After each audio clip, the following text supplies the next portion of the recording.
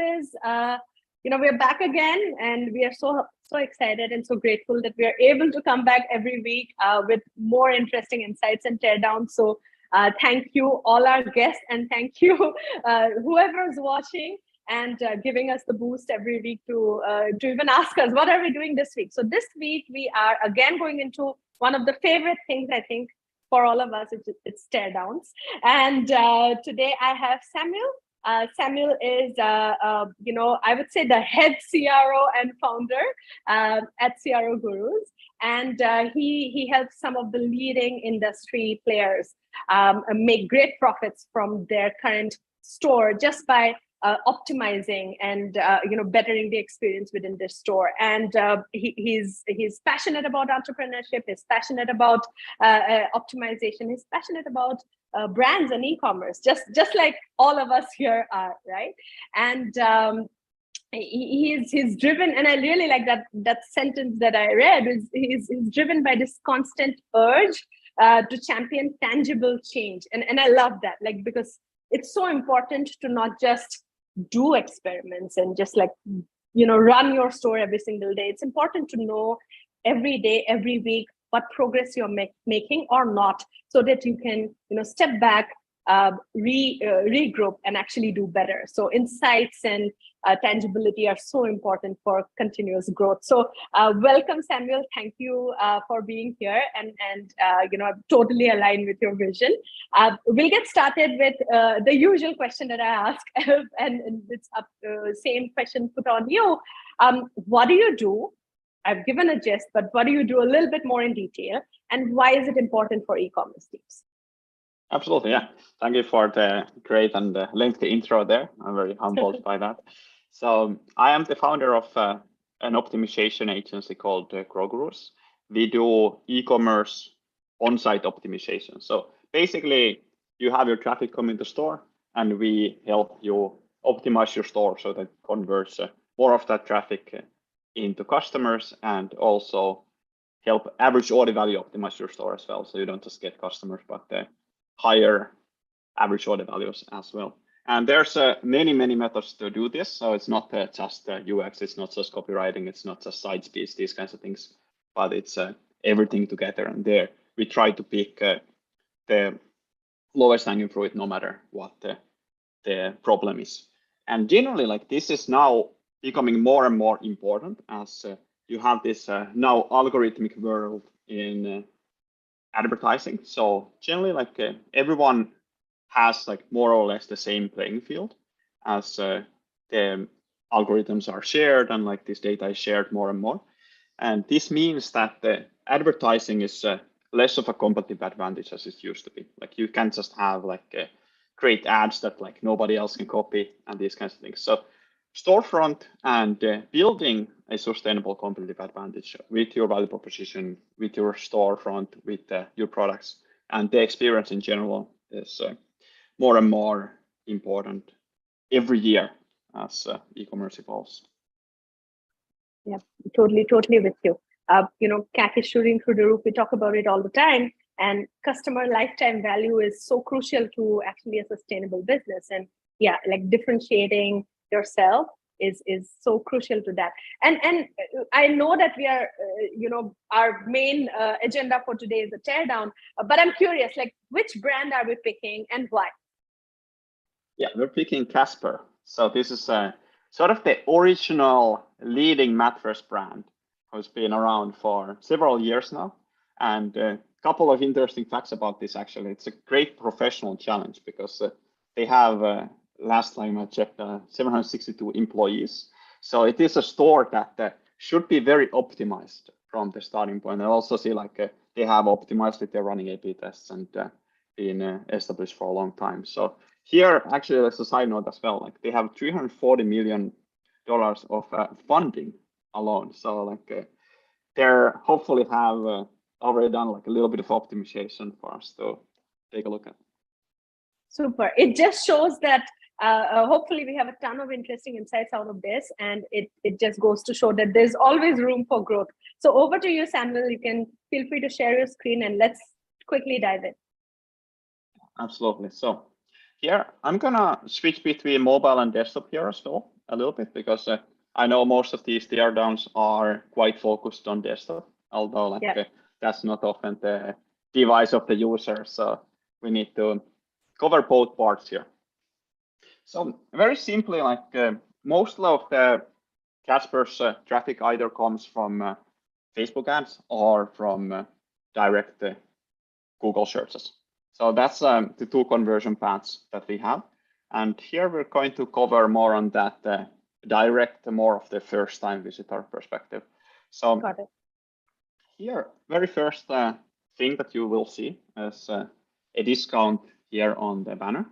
Now, this is one where many merchants copy the big brands, and generally Casper can do these kinds of things, but it doesn't mean that you necessarily should, because here people are more aware of what Casper is, what they do, etc.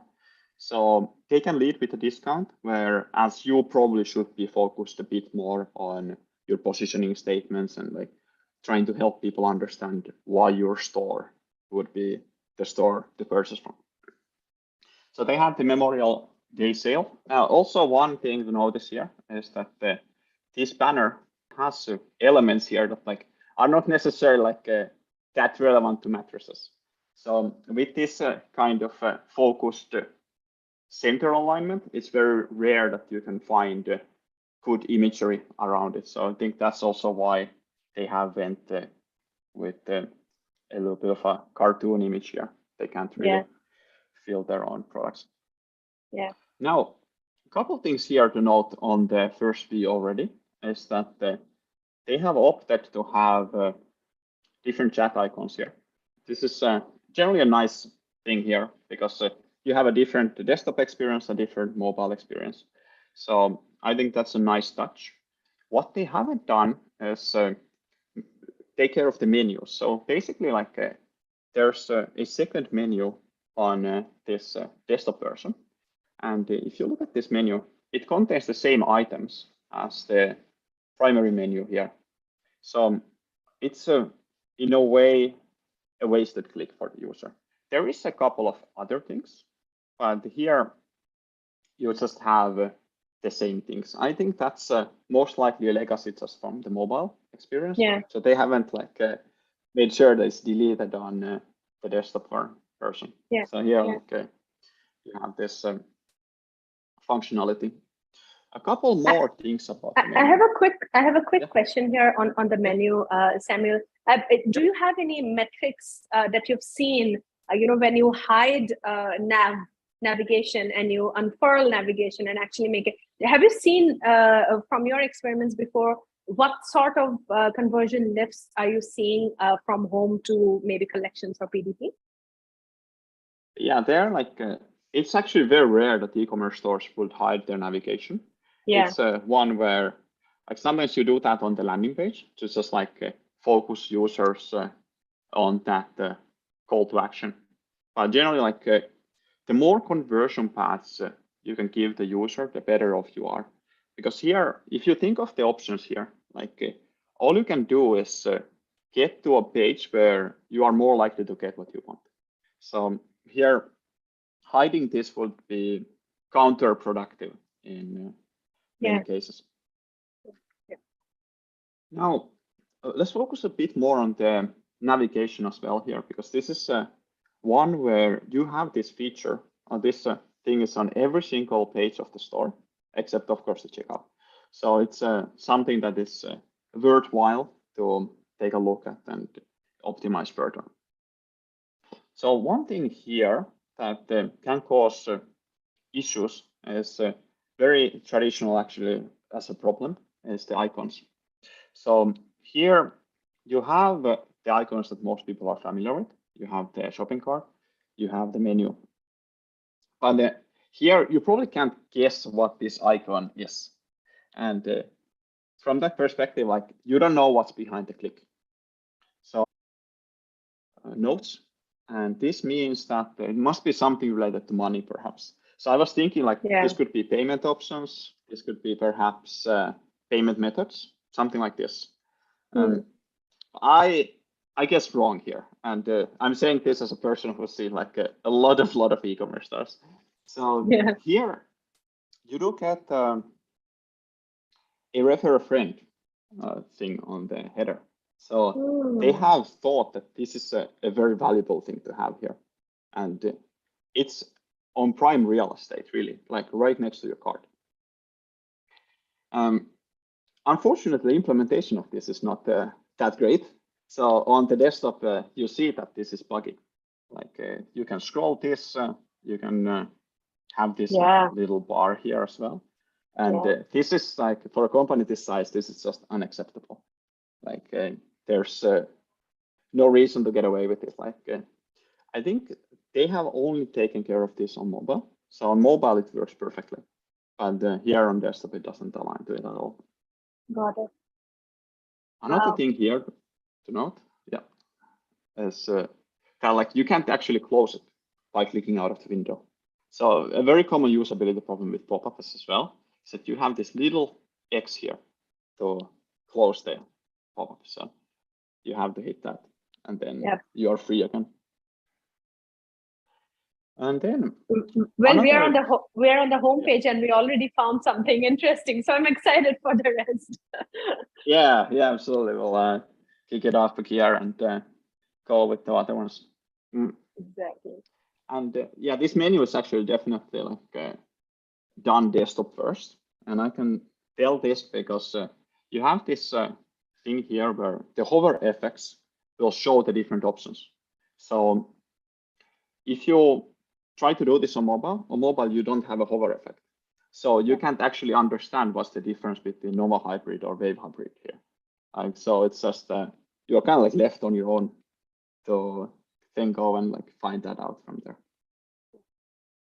All right, next up, let's scroll a little bit further. So they obviously think a firm is quite important.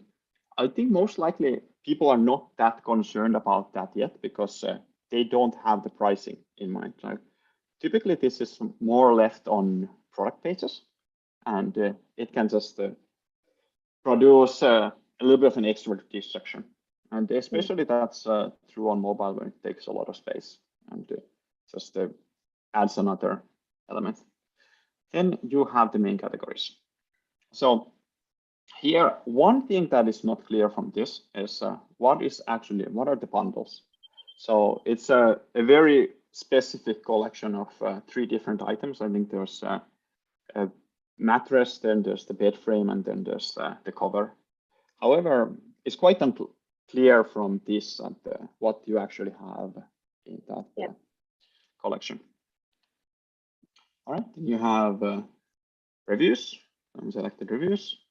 And here you have a quiz. This is actually a nice touch here because many people might struggle with these different options and how do you choose between these. So the quiz is a good way to get them into the funnel. And then they also have downsells. So this is actually one where you're first showing the higher price options. So please click on one of these. And then as like a little bit of a backup, they have these options as well. This helps also with the discovery. So if thought of as a mattress company, then this is useful for that. And some social proof. And here, social proof, very important for a brand selling items for over $1,000. So definitely you almost can't overdo this.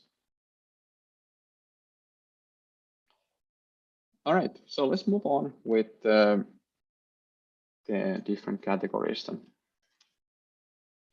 We'll click on the mattresses, which is most likely going to be the common purchase path here. And I'll also go over it on mobile. So here you have up to $800 of mattresses. One thing you don't see is this actually displayed on any of these prices. So here it can be a little bit disappointing that you have the most I see is $350. And you might not make the connection that this might be for the most priciest thing when you select the model. Got it. So what you're saying is that if they could have at least a couple of, or at least one of like the $800 kind of highlighted out, that would kind of marry the message to what you're really getting there. Yeah, there's this disconnect very easily. Like, okay, what are the biggest discounts here? And if you go back here, so up to $800 of mattresses. Okay, what are the biggest discount mattresses? Yeah. And I actually get to the same page. So, like, if I'm shopping for a deal, then this doesn't really satisfy my desires there. One thing here is that they have quick view here, and this is generally, like in e-commerce, this means that you have a little pop-up where you can view it without visiting the page. In this case, it shows the sizes.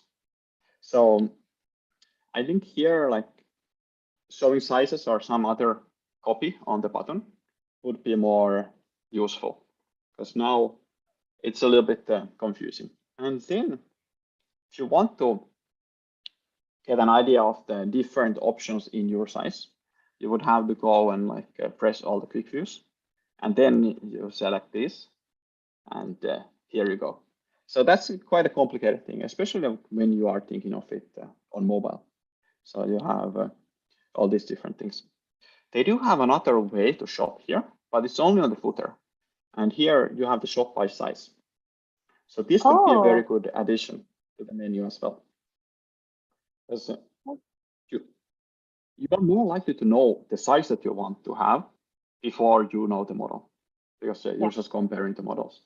And from here, if you actually like say I'm looking for king size bed, now you have this comparison here that is sort of ready for this. Okay, so now it's a lot easier to make a decision from here than it is from the other page.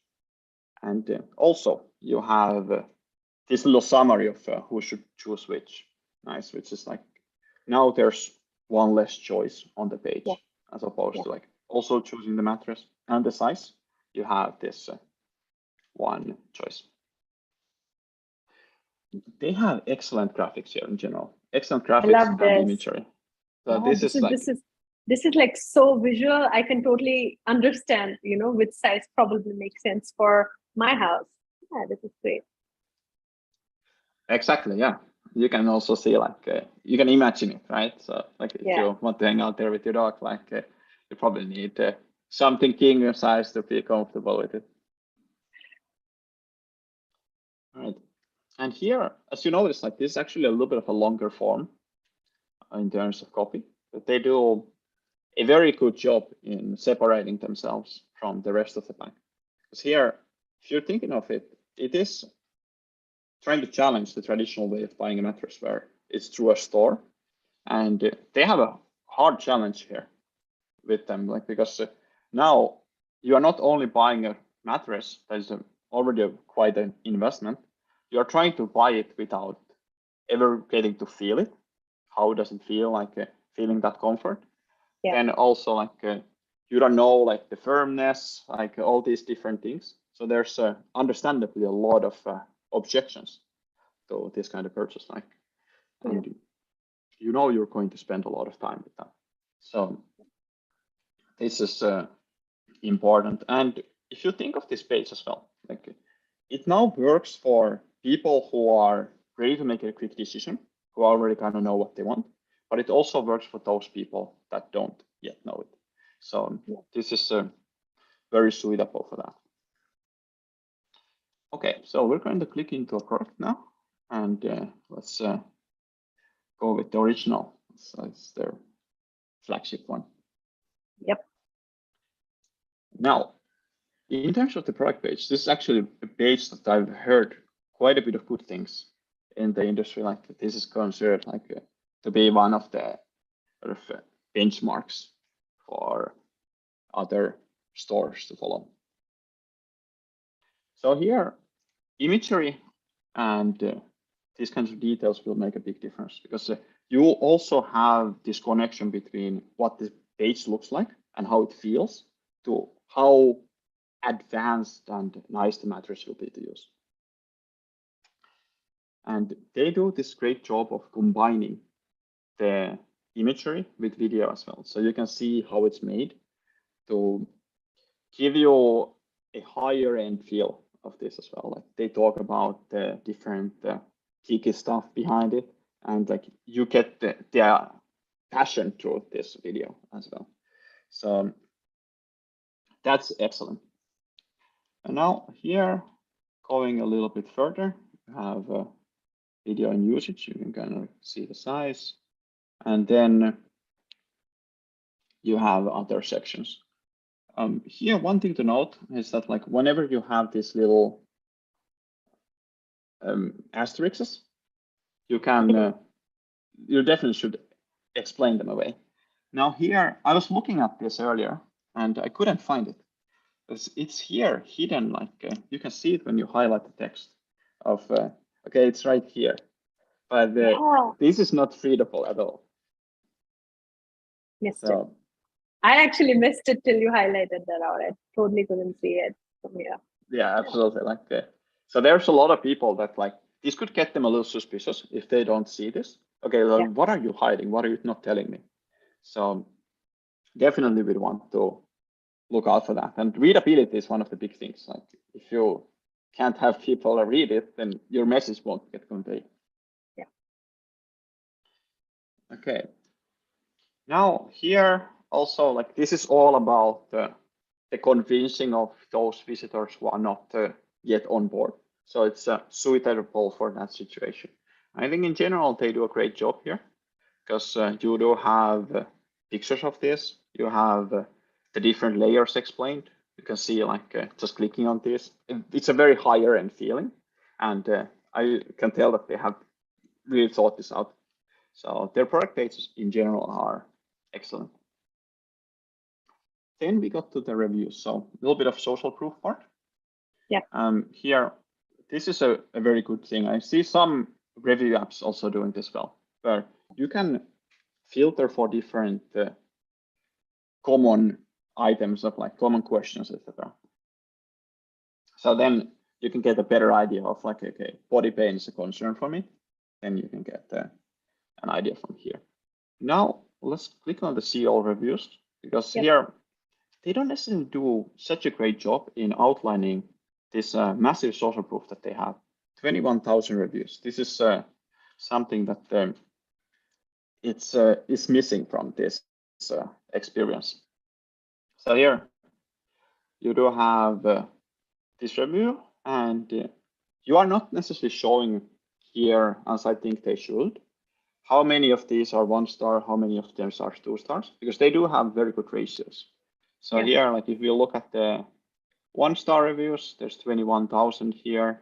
We have 82 pages. I think it's 10 per page. So only 800 of these are 1-star reviews. That's like less than a few percent. And buyers, they are completely aware that like not every product will suit every person.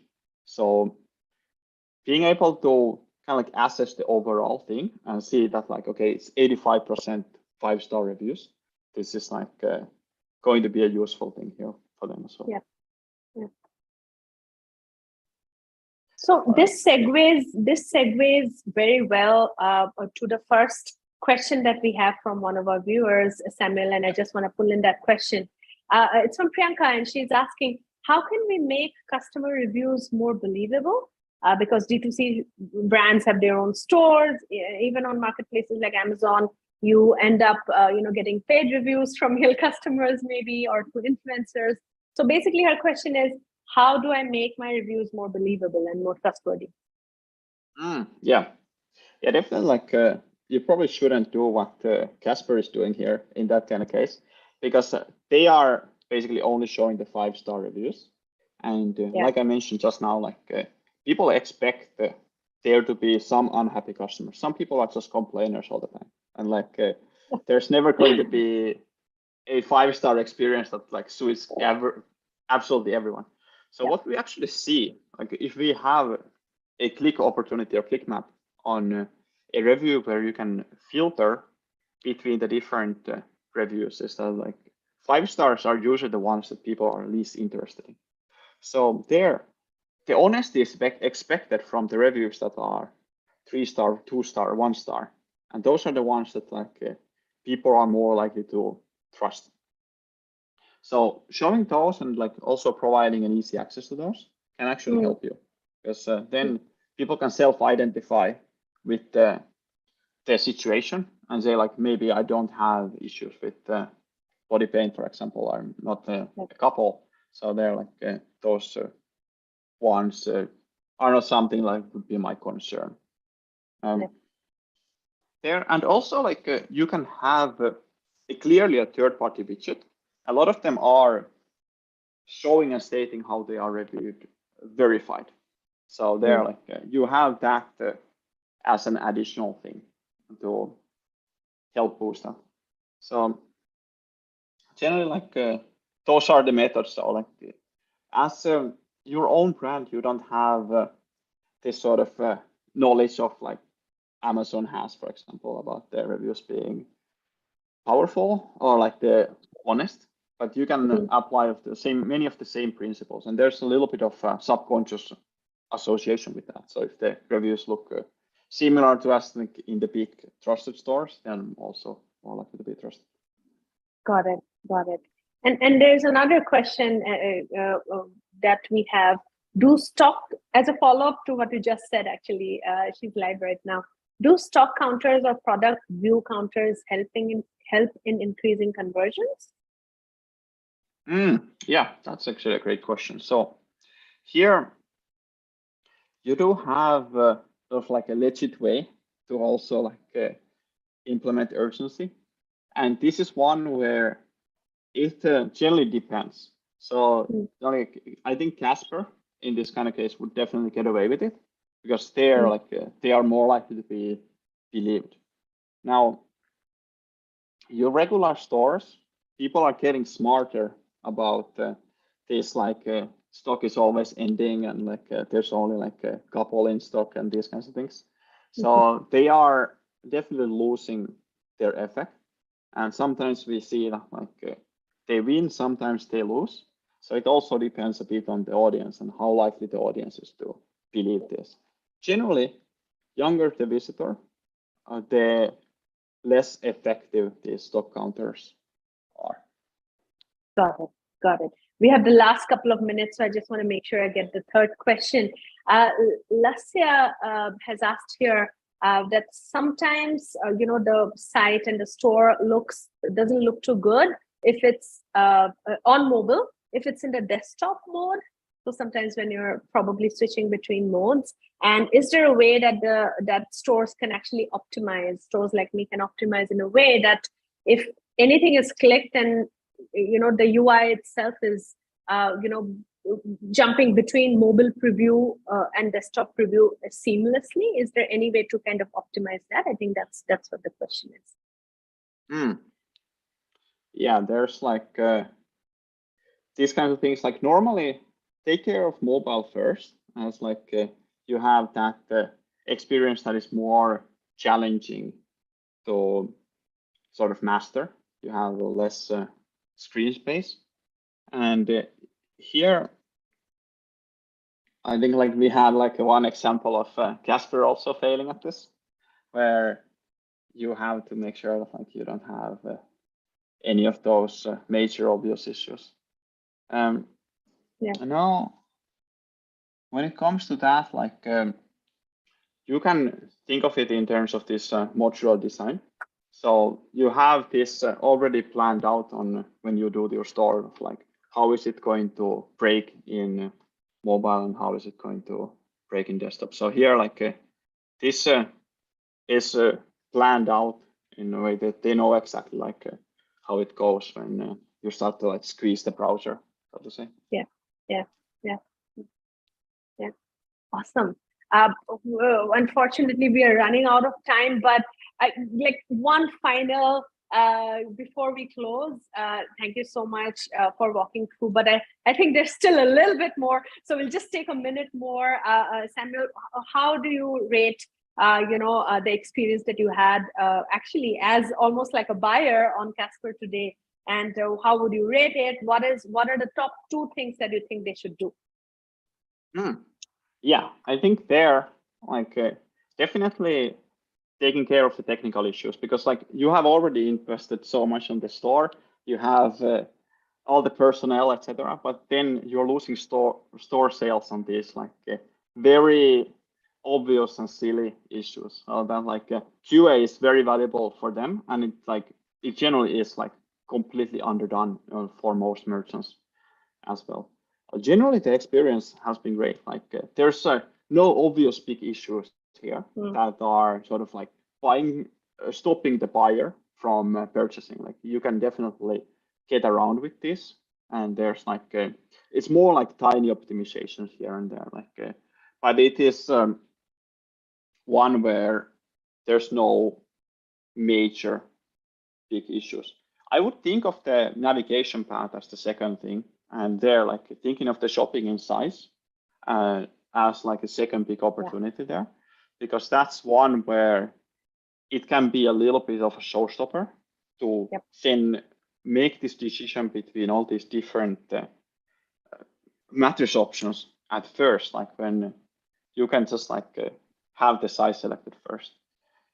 In general, like their quiz can also be something that could be used in places where people are getting a little bit confused. So let's say like you have the collection page or the category page, and there like further down, if you are still like a little bit confused, you don't know like which one to choose, the quiz can be a great thing in injecting confidence into people as well. Yeah. No, I think that's such like that was the thing that caught my eye too, is that specifically on mobile, and now today more than ever we are browsing so much, like even before we buy, all our decision making is happening on our phones, and you know that selecting the size in advance, selecting like what I need, like do I want comfort or do I want, you know, to solve for back pain, like things like that being upfront for me to actually browse and explore versus how it is now, which is very technical first, but not like my benefit first, right? And I totally am with you. I think that would uplift the browsing experience for window shoppers so much more, and specifically for mobile, that would add so much more value. Absolutely. I think like you're looking for this like, wow, this is for me effect. Yeah, and they're like, exactly.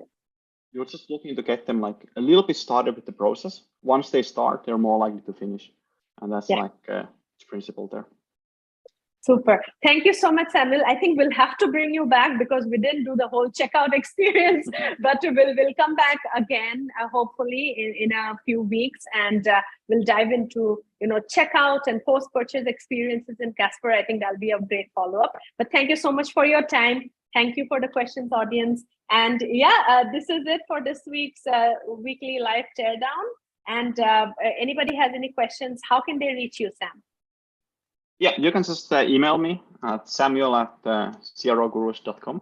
I'd be happy to answer. And if you have questions, you can also shoot me a message via LinkedIn and connect over there. Happy to connect with like-minded people. Super.